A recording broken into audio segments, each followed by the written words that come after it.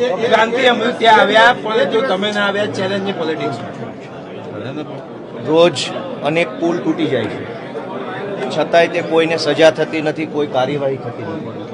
રાજીનામું તો આખી સરકારે આપવું જોઈએ. રોજ દારૂ વેચાય છે, અનેક લોકો લઠ્ઠાકાંડમાં મૃત્યુ પામે છે, છતાં કોઈ કાર્યવાહી તો થતી નથી. રાજીનામું આખી સરકારે આપી દેવું જોઈએ.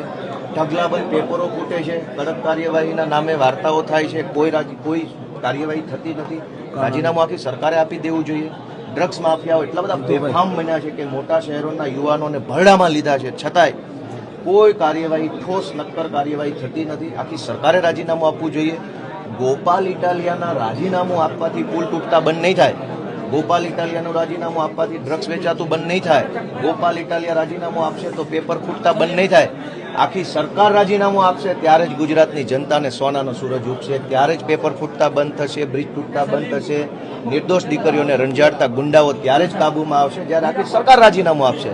તો હું તો વિનંતી કરું છું કે ગુજરાતને સુખી કરવું હોય, ગુજરાતની જનતાને ગુલામીમાંથી મુક્ત કરાવી હોય તો આખી સરકાર રાજીનામું આપે. ગોપાલના રાજીનામાથી શું ફરક પડવાનો?